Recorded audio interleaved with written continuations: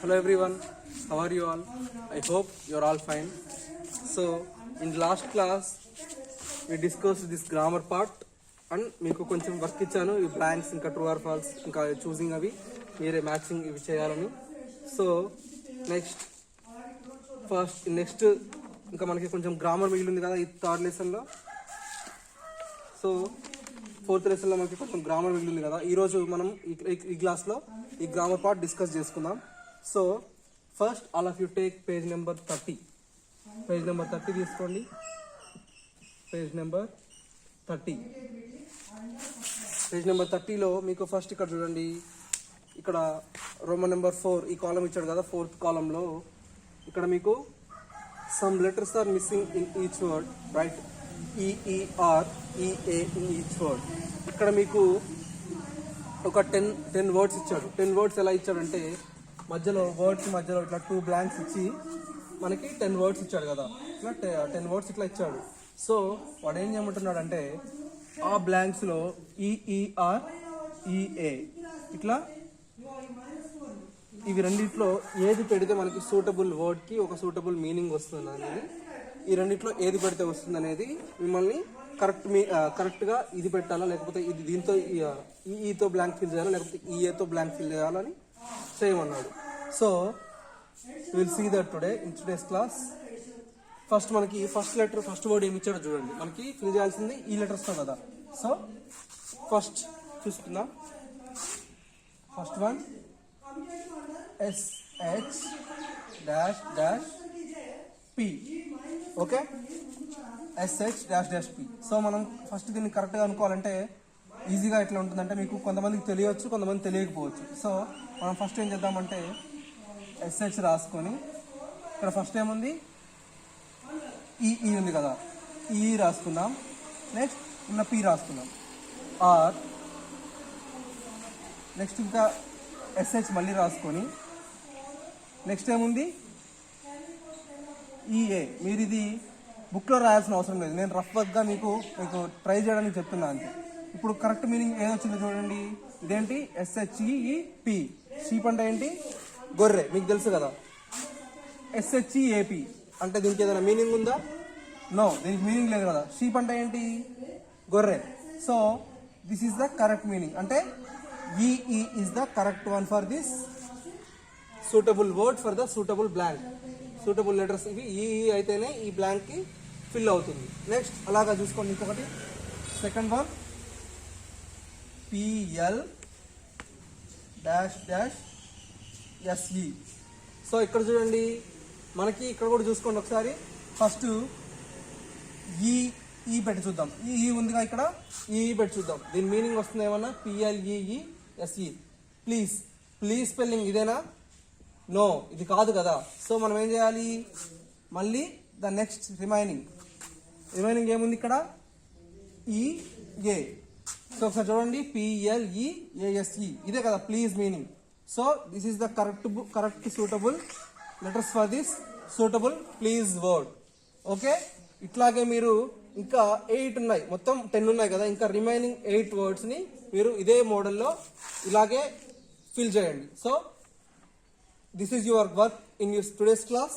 Next ఇంకొకసారి చూడండి, కింద ఇక్కడ మీకు ఒక 3 పిక్చర్స్ ఇచ్చాడు చూడండి.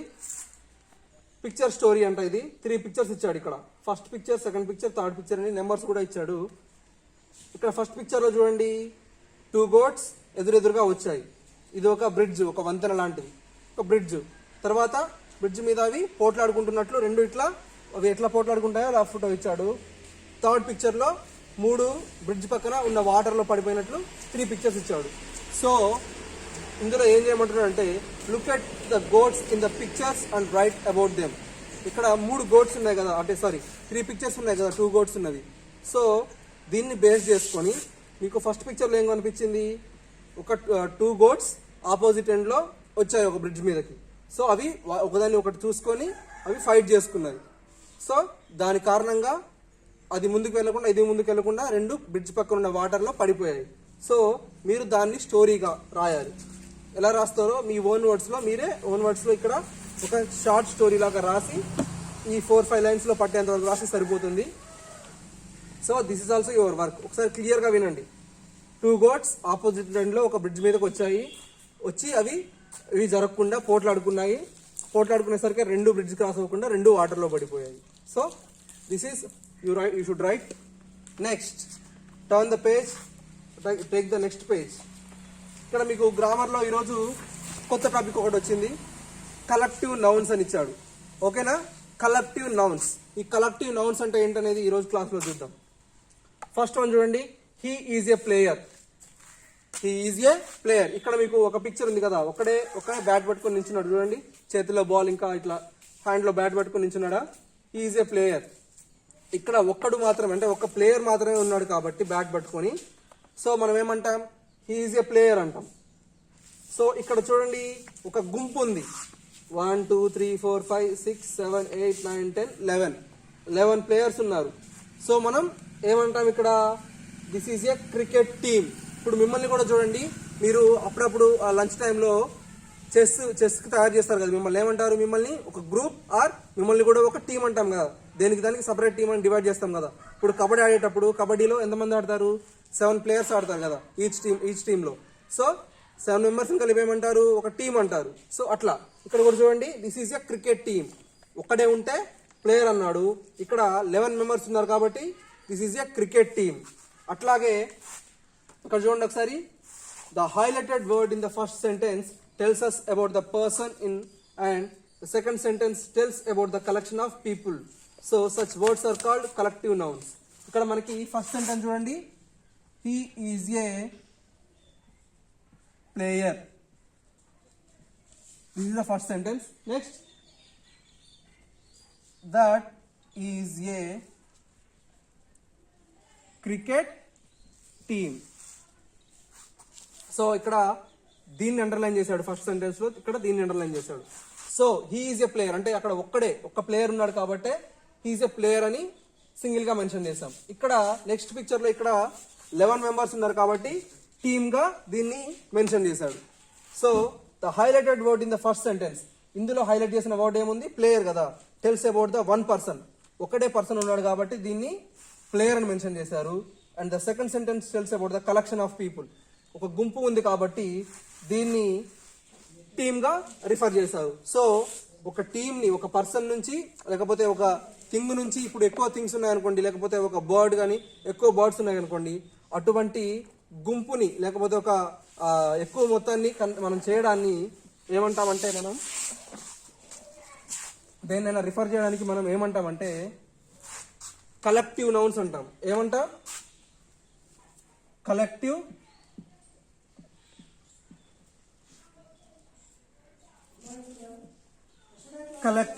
నౌన్స్.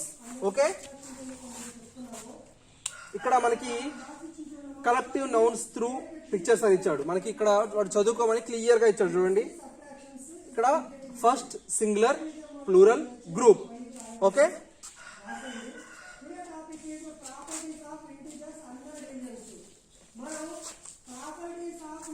ఇక్కడ మనకి కలెక్టివ్ నౌన్స్ త్రూ పిక్చర్స్ అని ఇచ్చాడు. Collective nouns first one singular,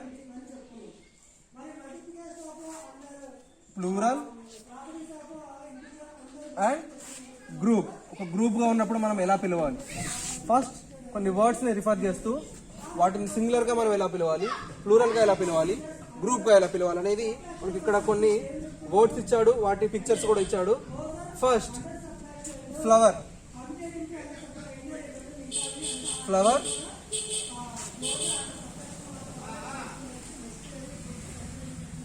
flowers. Next bouquet. Okay, first చూడండి సింగులర్, ఒక ఫ్లవర్ ఉంది అనుకోండి, ఇక్కడ 1 ఫ్లవర్ ఉంది, 1 ఫ్లవర్ ఉంటే మాత్రమే సింగులర్ అన్నట్టు. ఫ్లవర్ ఉందంటే 1 ఉన్నట్టే, ఇక్కడ 1 ఒకటే ఉంది కాబట్టి singular. So this is a 1 flower. ఇక్కడ ఫ్లవర్స్ కొన్ని మనం కౌంట్ చేసుకునే ఫ్లవర్స్ ఉన్నాయి, ఒక 10 ఫ్లవర్స్ ఉన్నాయనుకోండి, సో లేకపోతే 8 ఫ్లవర్స్ ఉన్నాయనుకోండి, అట్లా ఫ్లవర్స్ ఒక మనం కౌంట్ చేయనంత వరకు.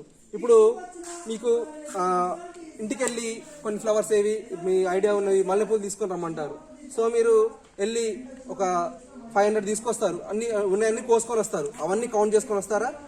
నో, చేయలేరు. ఎందుకంటే అవి చాలా గుంపు ఉన్నాయి కాబట్టి. సో దాన్ని గ్రూప్ ఆఫ్ ఫ్లవర్స్ అయినా పిలుస్తామంటే మనం బొకే అని రిఫర్ చేస్తాం. అండర్స్టూడ్? ఇక్కడ ఫ్లవర్ సింగిల్ ఫ్లవర్ ఉంటేనేమో సింగులర్ ఫ్లవర్ అంటాము, ప్లూరల్ అంటే మనం కౌంట్ చేసినంత వరకు ఉన్నదాన్ని ప్లూరల్గా ఫ్లవర్స్ 10, 8, 20 అట్లా చెప్తాం. ఒకవేళ ఎక్కువ ఉన్నాయి అంటే మనం కౌంట్ చేయాల్సిన అవసరం లేదనుకోండి, బొకే అంటాం. ఇక్కడ మీకు కొన్ని ఫ్లవర్స్ చూపిస్తున్నారు చూసారా, ఇట్లా గ్రూప్ ఆఫ్ ఫ్లవర్స్, ఎక్కువ ఫ్లవర్స్ ఉన్నప్పుడు మనం బొకే అని పిలవాలి. అంటే ఒక గుంపుని కన్సిడర్ చేసి మనం పిలవాలి అంటే, ఒక గ్రూప్ని యాడ్ చేసి పిలవాలంటే బొకే అని పిలవాలి. So next one sheep.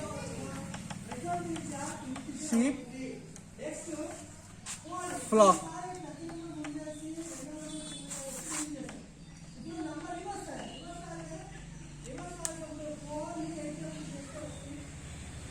Okay, sheep అంటే మీకు తెలుసు కదా, షీప్ అంటే ఏంటి? గొర్రె. సింగులర్లో షీప్ గొర్రె. ఇంకా ప్లూరల్లో కూడా షీప్ని షీప్ అనే అంటాం. ఓకేనా? ఒక ఎక్కువ షీప్స్ ఉన్నా కానీ, ఇప్పుడు మనకి ఒక 5, 6 ఉన్నాయనుకోండి, అప్పుడు కూడా దాన్ని షీప్ అని అంటాం. మీరు లెసన్లో చూసారు కదా, ఇక్కడ మీకు ఇక్కడ లెసన్లో చూసినప్పుడు షీప్ అనే ఉన్నది. ఎక్కడైనా అన్ని ఇన్ని షీప్స్ అని లేదు. షీప్ ఒకవేళ 1, 2, 3, 5 అట్లున్నా కూడా షీప్ అని అంటాం. సో దాని గ్రూప్ ఏమంటాము? ఒక గుంపుని, గొర్రెల మందని ఫ్లాక్ అంటాం. FLOCK is the collective noun for this bunch of group of sheep. ఓకేనా? ఎక్కువ షీప్స్, ఎన్ని షీప్స్ ఉన్నాయి ఇప్పుడు మీకు అప్పుడప్పుడు మీ విలేజెస్ లో కనిపిస్తూ ఉంటాయి. గొర్రెలన్నింటినీ వేసుకొని వెళ్తుంటారు కదా షెపర్డ్స్. సో ఆ గ్రూప్ ఏమంటామంటే ఫ్లాక్ అని అంటాం. ఇంకా నెక్స్ట్ ఇక్కడ మీరు చూడండి, cow is a singular word and cows is plural. Next వాటి గుంపుని ఏమంటాము? హెర్డ్. ఏమంటాం? హెర్డ్. అర్థమైందా? సో కౌనేమో కౌ, ఒక సింగిల్ కౌ అనుకోండి కౌ అంటాము. ఇక్కడ 2 ఉన్నాయనుకోండి, 2 కానీ ఎక్కువ అట్లా ఉన్నాయనుకోండి కౌస్ అంటాం. ఒక గ్రూప్ ఉందనుకోండి మనం ఏమని పిలుస్తాం? హెర్డ్ అని పిలుస్తాం. హెర్డ్. ఇక్కడ చూడండి, ఇంకా రిమైనింగ్లో గ్రేప్ అంటే ఒక గ్రేప్ అనుకోండి, సింగిల్ గ్రేప్స్ ఒక 2, 3, 4 అట్లా ఒక 10 ఉన్నాయి అనుకోండి గ్రేప్స్. అదే ఒకవేళ ఎక్కువ ఉన్నాయి, లేకపోతే ఇప్పుడు మనం ఫ్రూట్ షాప్లో ఉంటే, ఫ్రూట్ షాప్ దగ్గరికి వెళ్తే గ్రేప్స్ ఇట్లా ఒక కుప్పలాగా పోస్తారు కదా, అవన్నీ కౌంట్ చేస్తామా? నో, చేయలేం కదా. సో బంచ్ అంటాం. అంత పెద్ద గుంపు ఉన్నప్పుడు దాన్ని మనం ఏమని పిలుస్తాం? బంచ్ అని పిలుస్తాం. Buses, fleet. సో ఇప్పుడు ఒక 1 బస్ ఉంది అనుకోండి, ఇప్పుడు మనకి ఒక బస్సు ఉంది, దాన్ని బస్ అంటాం. ఇప్పుడు మన స్కూల్లోనేమో 3 బస్సెస్ ఉన్నాయి. సో 3 ఉన్నాయి, మనకి తక్కువ కౌంట్ కాబట్టి బస్సెస్ అంటాం. అదే మీరు బస్ డిపోకి వెళ్ళారనుకోండి, మన డిస్టిక్ లో ఉండే మెయిన్ బస్సెస్ అన్ని అక్కడికే వచ్చి ఆగుతాయి. సో అక్కడ ఉన్న గ్రూప్ అన్నింటినీ మనం ఎలా పిలుస్తామంటే ఫ్లీట్ అని పిలుస్తాం. Bunch of group of buses ఏమని పిలుస్తాం? ఫ్లీట్. నెక్స్ట్ సోల్జర్ అంటే ఎవరు? సైనికుడు. సో దానికి ప్లూరల్ వర్డ్ సోల్జర్స్ అంటే సైనికులు, ఒక 5 to 10 అట్లుంటాయి. ఆర్మీ అంటే ఒక కంప్లీట్ గ్రూప్ని ఏమని పిలుస్తాం? ఆర్మీ అని పిలుస్తాం. Next member. మీ ఫ్యామిలీలో 1 మెంబర్, మీరు ఒక్కళ్ళే ఉన్నారు అనుకోండి 1 మెంబర్. ఇంకా మీరు మీ బ్రదర్ ఆర్ సిస్టర్ అనుకోండి, మీరు 2 మెంబర్స్. సో మీరు అందరు ఉన్నారు కదా, మీ ఫ్యామిలీ మొత్తం, అందరిని ఏమని పిలుస్తాము? ఫ్యామిలీ. ఎక్కువ మంది అందరూ ఉన్నప్పుడు ఏమని పిలుస్తాం? ఫ్యామిలీ. ట్రీ అంటే ఏంటి? చెట్టు, మీకు తెలుసు, ట్రీస్. ఇంకా మీ ఇంట్లో ఇంకో 2 trees ఉన్నాయి అనుకో, ట్రీస్. ఇప్పుడు మీరు పార్క్ వెళ్ళారనుకోండి, ఎన్ని చెట్లు కనిపిస్తాయి? కొన్ని గ్రూప్స్, చాలా గ్రూప్స్ ఉంటాయి. సో దాన్ని మనం ఎలా పిలుస్తామంటే, అన్ని చెట్లున్న గుంపుని గ్రో అని పిలుస్తాం. ఎలా పిలుస్తాం? గ్రో అని పిలుస్తాం. GROVE, grow. సో ఇది ఆల్రెడీ మనం చెప్పుకుంది. ప్లేయర్ అంటే ఏంటి? ఒక సింగిల్ ఉన్నప్పుడు ప్లేయర్ అంటాం. ఎక్కువ ఒక 2, 3 ఉన్నప్పుడు ప్లేయర్స్. ఒకవేళ ఒక గ్రూప్, ఒక టీం మొత్తం ఉందంటే, మనం ఒక గ్రూప్ ఉందనుకోండి, దాన్ని ఏం పిలుస్తాం? మనం టీమ్ అని పిలుస్తాం. So this is how collective nouns are pronounced or spoke. ఇవి కలెక్టివ్ నౌన్స్. ప్రతి ఈచ్ అండ్ వర్డ్ ఇక్కడ మీకు మాక్సిమం మీకు తెలుసుకోవాల్సిన ఇక్కడ ఇచ్చాడు. ఫ్లవర్స్ ని బొకే అని, ఇంకా షీప్ ని ఫ్లాక్ అని, కౌస్ ని హెడ్స్ అని, ఇంకా గ్రేప్స్ ని బంచ్ అని, బస్సెస్ ని ఫ్లీట్ అని, సోల్జర్స్ ఏమో ఆర్మీ, మెంబర్స్ ఫ్యామిలీ, ట్రీస్ నేమో గ్రో అని, ప్లేయర్స్ ని టీమ్ అని. ఇలా గ్రూప్ ని ఎలా మనం పిలుస్తామనేది ఇక్కడ మీకు కొంతవరకు ఇచ్చాడు. సో ఓకే, అర్థమైంది కదా మనం ఈ గ్రూప్ ని ఎలా పిలవాలో. ఇక్కడ మీకు కొన్ని ఫిల్ ఇన్ ద బ్లాంక్స్ ఇచ్చాడు. ఇప్పుడు మీరు ఏం చేయాలంటే అక్కడ మీకు ఈ కలెక్టివ్ నౌన్స్ తోటి, సూటబుల్ కలెక్టివ్ నౌన్స్ తోటి ఈ బ్లాంక్స్ మీరు ఫిల్ చేయాలి. అంటే the shepherd took his dash to the mountain. Shepherd అంటే ఎవరు? షెపర్డ్ అంటే ఎవరు?